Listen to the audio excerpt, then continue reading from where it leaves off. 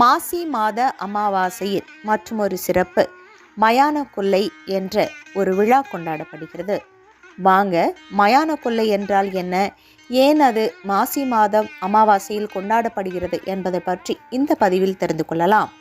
முன்பொரு காலத்தில் படைக்கும் தொழிலை புரியும் கடவுளான பிரம்மாவுக்கு 5 தலைகள் இருந்தன. அதனால் பிரம்மன் சற்று ஆணவ செருக்கோடு இருந்தார். அதை அடக்க நினைத்த சிவபெருமான் பிரம்மனின் 5ஆம் தலையை கொய்து எறிந்தாராம். இதனால் சிவபெருமானுக்கு பிரம்மஹத்தி தோஷம் ஏற்பட்டது.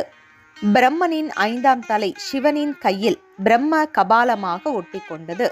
பிரம்மனின் மனைவியான சரஸ்வதி தேவி சிவபெருமானுக்கு சாபமிட சிவபெருமான் பிச்சாடனர் உருவம் கொண்டு அலைந்து வந்தார். பார்வதி தேவியோ சிவனை பிரிந்து அகோர ரூபம் கொண்டு அலைந்து மயான பூமி ஒன்றில் புற்றின் உள்ளே பாம்பு வடிவில் வாழ்ந்து வந்தாள். சிவன் பிச்சை எடுக்கும் உணவு அனைத்தையும் அவர் கையில் வைத்திருக்கும் கபாலமே விழுங்கி விடுவதால் சிவபெருமான் மிகவும் பசியோடு திரிந்து கொண்டிருந்தார். அப்போது பார்வதி தேவி வசித்து வந்த மயான பூமிக்கு வந்தார். அந்த நேரத்தில் திருமாலின் ஆலோசனைப்படி பார்வதி தேவி பெண் உருவம் கொண்டு சிவபெருமானுக்கு உணவு சமைத்தாள்.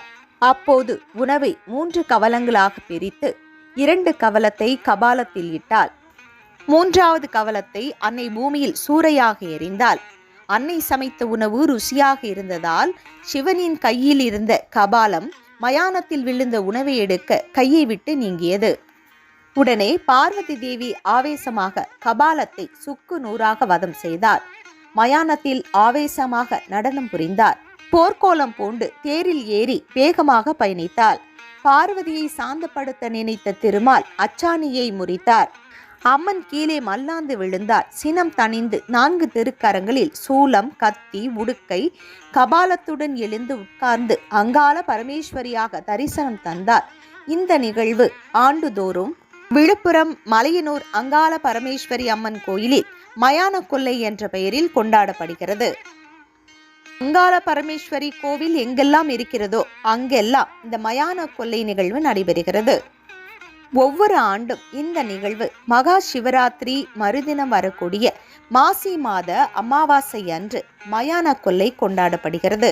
மயான கொல்லை திருவிழாவில் அங்காள பரமேஸ்வரியின் வேடமிட்டு பக்தர்கள் வருவது வழக்கமாக உள்ளது.